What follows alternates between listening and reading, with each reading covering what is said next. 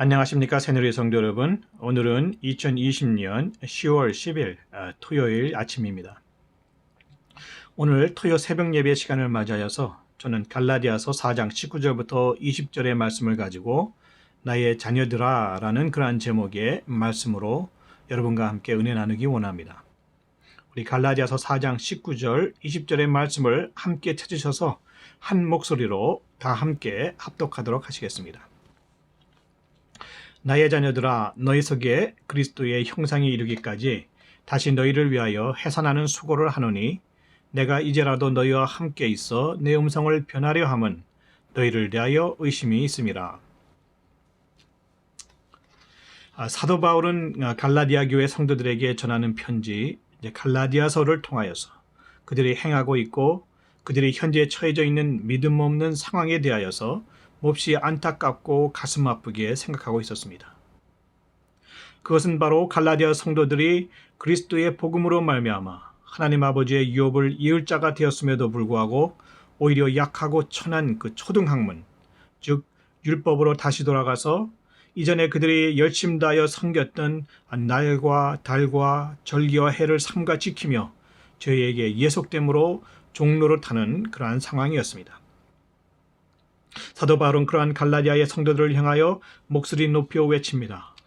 그러므로 내가 이후로는 종이 아니요 아들이니 아들이면 하나님으로 말미암아 유업을 이을 자니라. 사도 바울은 지금 깊은 어둠의 혼돈 가운데에 방황하는 갈라디아 교회에게 약하고 천한 그 율법의 실체를 드러내어 밝혀주면서 그들이 다시 돌아가 섬기려 하는 그 율법과는 전혀 비교의 대상이 될 수 없는 너무나도 귀중한, 너무나도 소중한 그리스도의 복음을 그들에게 다시 알려줌으로써 그들이 속히 믿음으로 다시 돌아올 것을 호소하고 있습니다.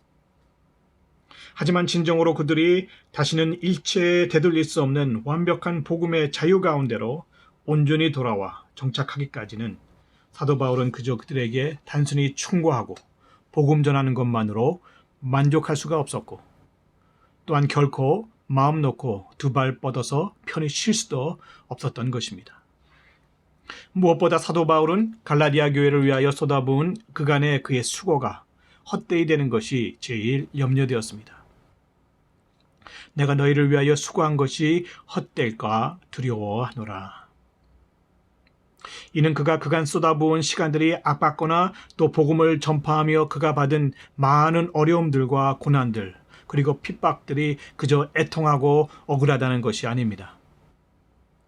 그는 단지 이제 막 새로이 태어난 그의 갓난 영적 자녀들을 생각하며 그들이 다시 율법으로 돌아가서 죽게 되었다는 그 사실이 그저 어이없고 안타까울 뿐인 것입니다. 그러하기에 그는 다시 한번 마음을 추스리어 다짐합니다. 자신이 어떠한 고통과 어려움을 당할지라도 자신의 목숨까지도 바쳐 갈라디아 교회 성도들, 즉 그의 영적 자녀들을 죽음으로 몰아가는 그 율법의 영향력으로부터 안전하게 그들을 지켜내겠다는 것입니다. 언제까지요? 그들 마음속에 그리스도의 형상이 이르기까지 그러하겠다고 본문은 말하고 있습니다. 그리스도의 형상이 이르기까지, 이 말은 영어 성경에서는 너희 안에 그리스도가 형성이 되어질 때까지, 즉 until Christ is formed, 예수께서 우리 안에 form 될 때까지라고 수동용어로 쓰여져 있는 것을 봅니다. 이처럼 수동태용어로 쓰여진 것은 그리스도의 형상을 이루는 것이 나의 뜻과 나의 노력만으로 이루어지는 것이 아니라 성령님의 도우심으로 이루어지는 것임을 보여주고 있는 것입니다. 그러므로 우리가 그리스도의 형상을 닮아 우리 속에서 우리의 속사람이 변화받기 위하여는 성령의 충만함으로 성령님의 도우심을 받아야 한다는 것이죠. 나의 자녀들아, 너희 속에 그리스도의 형상을 이루기까지 다시 너희를 위하여 해산하는 수고를 하노니 내가 이제라도 너희와 함께 있어 내 음성을 변하려 함은 너희를 대하여 의심이 있음이라. 지금 사도 바울의 마음은 바로 부모로서의 마음인 것입니다. 해산하는 고통이 얼마나 크고 힘듭니까? 그런데 이렇게 한번 경험하는 것도 힘든 그 해산하는 고통과 수고를 다시 한다는 것입니다. 누구를 위하여? 당연히 그의 영적 자녀들을 위하여 하는 것입니다. 부모가 아니고서는, 특별히 엄마의 심정이 아니고서는 그 누가 그 엄청난 해산의 고통을 거듭하여 참아낼 수 있다는 말입니까? 이러한 자가 세상에는 결코 없는 것입니다. 사도 바울에게 있어서 그의 전도를 통해 회심하고 그리스도를 믿게 된 그 모든 사람들이 그의 자녀였습니다. 그가 디모데를 믿음 안에서의 참 아들이라 부르는 것만 보아도 이러한 사실들을 우리가 알 수가 있는 것이죠. 내가 이제라도 너희와 함께 있어 내 음성을 변하려 함은 너희를 대하여 의심이 있음이라. 이는 무엇인가를 잘못 행하고 있는 그 자녀들에게 이제 화가 나서 책망하고 징계하는 그 부모의 마음으로 목소리를 높여서 조금은 격앙되어져 있는 그러한 모습인 것입니다. 우린 누군가의 목소리의 톤이 바뀌고 그 톤이 바뀌어서 올라갈 때 그가 기분이 별로라는 것을 쉽게 감지하게 되는 것이죠. 여기에서 우리들은 사도 바울의 그 자녀들을 향한 태도가 농담과 장난이 아니라 작금의 그들의 영적 상태를 매우 심각하게 받아들이고 그의 영적 자녀들을 향하여 결사각오의 마음이라는 것을 엿볼 수가 있는 것입니다. 이는 바로 우리 하나님 아버지의 징계의 마음, 우리들을 향한 사랑의 아비로서의 채찍질하는 마음인 것입니다. 잠언 3장 11절과 12절의 말씀은 이와 같은 아버지의 마음을 다음과 같이 표현하고 있습니다. 내 아들아, 주의 경계하심을 경히 여기지 말며 그에게 끄지람을 받을 때에 낙심하지 말라. 주께서 그 사랑하시는 자를 징계하시고 그의 받으시는 아들마다 채찍질 하심이니라. 또한 히브리서 12장 7절과 8절의 말씀은 하나님이 너희를 아들과 같이 대우하시나니 어찌 아비가 징계하지 않는 아들이 있으리요. 징계는 다 받는 것이거늘 너희가 없으면 사생자여 참아들이 아니니라 라고 말씀하고 계시는 것입니다. 이러한 아버지의 징계, 이 징계는 무엇을 위한 것입니까? 아버지의 말을 잘 듣지 않는다고 아버지 자신의 권위가 무너졌다고 감정의 매를 드는 것입니까? 우리 하나님 아버지의 회초리는 결탄코 그렇지 않습니다. 우리 하나님 아버지의 징계는 오로지 자녀인 우리로 멸망치 않고 영생을 얻게 하려는 사랑의 회초리인 것입니다. 이처럼 부모가 자녀를 징계하는 이유는 무엇입니까? 그 이유는 바로 부모에게는 그의 낳은 자녀를 올바르게 양육하여야 할 양육의 책임이 있기 때문인 것입니다. 그러므로 이제 사도 바울은 그의 부모로서의 책임을 더 효과적으로 이행하기 위해서 그들과 함께 있기를 열망하고 있는 것입니다. 자녀에게 있어 부모가 함께 있어주는 것보다 더 큰 사랑은 없을 것입니다. 그러니 사도 바울이 자녀된 그들을 얼마나 사랑하고 있는지 한번 보십시오. 이제라도 내가 너희와 함께 있어. 너희와 함께 있어. 이보다 더 큰 사랑의 표현은 없는 것입니다. 또한 함께 있는 것보다 더 좋은 훈련 방법은 없습니다. 함께 할 수만 있다면 직접 만나 교제함으로 보다 신속하고 보다 확실한 현장감 있는 교육을 통하여서 만족할 만한 그 보다 분명한 교육의 결과들도 이뤄낼 수가 있는 것입니다. 하지만 사도 바울은 하나님의 뜻에 의하여 갈라디아 교회를 직접 찾아가 방문하지 못하고 대신 편지를 통하여 갈라디아 교회인들을 만날 수밖에 없었습니다. 이러한 하나님의 사역에 닭 대신 꽁이라는 그러한 속담이 적용될 수 있을까요? 하나님이 바울로 하여금 갈라디아 교회를 방문하지 못함으로 인해서 편지를 쓰게 하신 것이 과연 하나님의 최선이 아닌 차선책이었을까요? 아니요. 절대 차선책이 아닌 것입니다.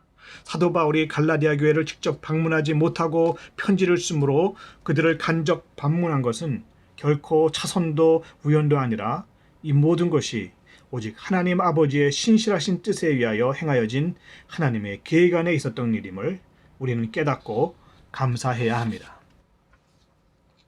무엇보다 사도 바울은 그들을 직접 찾아가지 못하므로 더욱 간절한 마음을 담아 편지를 쓰게 되었습니다. 또한 오히려 해산의 고통을 다시 할 정도로 심혈을 기울여 갈라디아 성도들을 돌보고 있는 것입니다. 또한 사도 바울이 편지를 써서 후세에 남김으로써 오늘날 우리들이 성경에서 갈라디아서를 읽음으로 영적인 유익을 얻게 하셨으니 이 얼마나 감사한 일입니까? 모든 것이 합력하여 선을 이루시게 하시는 하나님, 무엇인가 부족함으로 연약할 때에 오히려 강하게 역사하심으로 자신의 영광을 드러내시는 하나님이신 것입니다. 이러한 우리 하나님이 놀랍지 않으십니까? 오늘날 팬데믹으로 인하여 우리들도 직접 만나지 못하고 온라인을 통하여 간접적으로 만나는 일들이 일상이 되어버리고 말았습니다. 예배는 물론이거니와 특별히 우리들의 자녀들은 컴퓨터를 사용하여서 학교에 가지 아니하고 간접적으로 집에서 학교 수업을 받고 있는데 그로 인한 불편한 점이 한두 가지가 아닌 것입니다. 화면을 통하여 어떻게 생생한 선생님의 호흡소리를 느낄 수 있겠습니까? 아무리 훌륭한 수업일지라도 무언가 답답함을 금할 길이 없는 것입니다. 하지만 이를 허락하신 하나님께서 이러한 어려움과 불편함 속에서도 분명 역사하고 계심을 우리는 믿습니다. 먼 훗날 분명 오늘날의 온라인 클래스를 기억하며 감사하는 최선 다하여 온라인 수업을 준비했던 그 훌륭한 선생님들과 그러한 선생님의 교육 밑에서 귀한 지도자들로 성장하여 사회에 크게 공헌하고 있는 많은 참된 제자들이 반드시 있을 것이라 믿습니다. 볕이 잘 들지 않는 음지임에도 풀은 돋아나게 되어 있습니다. 그러므로 우리에게 주어진 현재의 시간이 바로 우리들 인생의 최고의 순간들임을 믿고 감사드리십시다. 아멘.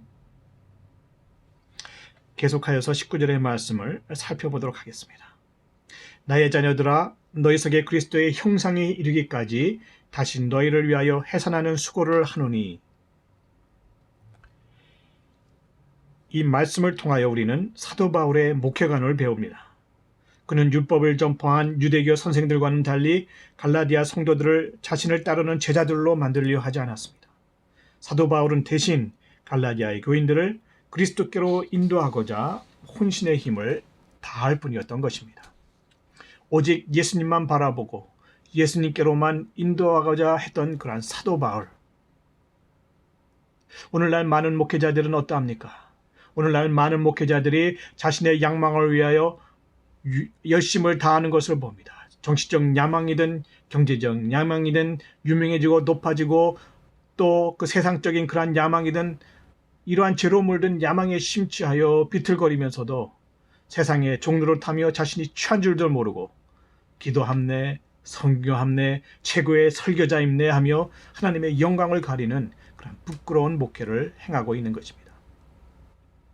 요즘 들어 그러한 목회자들이 제 눈에 유독 많이 띄는 것은 저만의 잘못된 느낌입니까?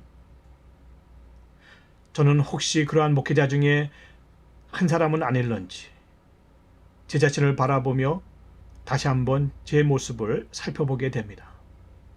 또한 그리스도를 따르는 주의 제자들을 세우고 양육하는 목회가 아니라 자신의 뜻에 무조건 복종하고 따르는 자신의 추종자들을 제자라는 그러한 그럴듯한 아름다운 미명 아래 마구잡이로 양산해내는 그런 목회들을 하고 있습니다. 올바른 믿음 가운데 있는 사람들이 과연 어떻게 말도 안 되고 성경에도 맞지 않는 그러한 목회자의 말에 목숨 걸고 따를 수 있는 것일까요? 그야말로 요지경인 세상이 요즘의 팬데믹으로 인한 세상인 것입니다. 이 모든 것이 전적으로 목회자들의 책임입니다. 야고보서 3장 1절의 말씀은 분명히 경고합니다. 내 형제들아, 너희는 선생된 우리가 더 큰 심판받을 줄 알고 많이 선생이 되지 말라. 목회자들에게는 더 큰 심판의 책임을 물으시겠다는 말씀인 것입니다. 사도 바울은 무엇보다 부모의 마음으로 목회를 하였습니다. 자녀들이 잘못 가는 길은 그냥 넘어갈 수 없는 부모의 안타까운 사랑의 심정으로 말입니다. 그는 예수님이 하신 것과 같이 자신의 목숨을 자신의 양들을 위하여 내어줄 수 있는 그러하기에 선한 목자라 불리우기에 조금도 부족함이 없는 하나님의 참된 종이었습니다. 사도 바울은 그의 영적 자녀들이 자신을 닮는 것을 원하는 것이 아니라 자신이 그리스도의 형상을 닮아 그리스도 같은 삶을 살고자 하는 것 같이 그들 또한 그리스도의 형상을 자신들 삶 가운데서 이룰 수 있도록 솔선수범하여 돕던 목자였었습니다. 그렇다면 그리스도의 형상을 담는 삶은 어떠한 삶일까요? 베드로후서 3장 18절의 말씀에 의하면 우리 주 곧 예수 그리스도의 은혜와 저를 아는 지식에서 자라나는 삶인 것입니다. 또한 갈라디아서 5장 25절의 말씀에 의하면 하나님의 아들의 영을 받은 그리스도인으로서 성령으로 행하는 삶이라는 것입니다. 이는 영적인 믿음과 실제 삶 가운데에 그리스도께서 성령으로 내주하심으로 분명한 성령의 열매를 맺는 삶을 이야기하는 것입니다. 이제 마지막으로 20절 하반절의 말씀을 보시겠습니다. 내 음성을 변하려 함은 너희를 대하여 의심이 있습니다. 이 구절을 살펴보면 사도 바울이 언성을 높여 갈라디아 교회의 믿음에서 떠난 그 죄를 책망하는 듯하지만 이는 전적으로 그들에 대한 염려의 마음이 있었기 때문이었습니다. 그 염려와 책망의 마음의 밑바탕에는 영적인 아버지로서의 사랑의 마음이 흐르고 있는 것이죠. 사랑의 마음, 이것이 하나님 나라의 본질입니다. 하나님에 대한 사랑, 이웃에 대한 사랑, 교회와 성도에 대한 사랑, 가정과 자신에 대한 사랑, 그 사랑이 우리들의 삶을 따뜻하게 하고 빛나게 합니다. 아멘. 이제 하늘이 높아 청명하고 따뜻한 햇빛에 산천과목 교실을 맺어 풍요롭고 하나님의 사랑이 그리운 아름다운 가을입니다. 성도 여러분, 지금 이 시간 나의 자녀들아 라고 부르고는 그 사도 바울의 음성을 우리 하나님 아버지의 따뜻한 사랑의 음성으로 받으시고 여러분의 마음 가운데에 성령님을 모셔드림으로 그리스도의 형상을 그 안에 이루셔서 아름다운 열매를 맺고 해산의 고통을 다시 겪으며 애통하시는 우리 하나님 아버지의 근심과 걱정을 조금이나마 덜어드리는 저와 여러분 되시기를 주님의 이름으로 축원드립니다. 기도하시겠습니다. 사랑과 은혜의 하나님 아버지, 나의 자녀들아 부르시는 주님의 음성을 우리 모두 밝히 들을 수 있도록 우리의 영적 귀를 활짝 열어 주시옵소서. 주님의 성령님을 마음 가운데에 모심으로 주님의 형상 닮아가게 하시고 우리들 삶 가운데에 성령의 열매들이 주렁주렁 풍성히 열려 추수의 기쁨에 참여케 하시고 주님의 기쁨 또한 되게 하여 주시옵소서. 선한 목자 되신 우리 주 예수 그리스도의 귀하신 이름으로 기도드립니다. 아멘.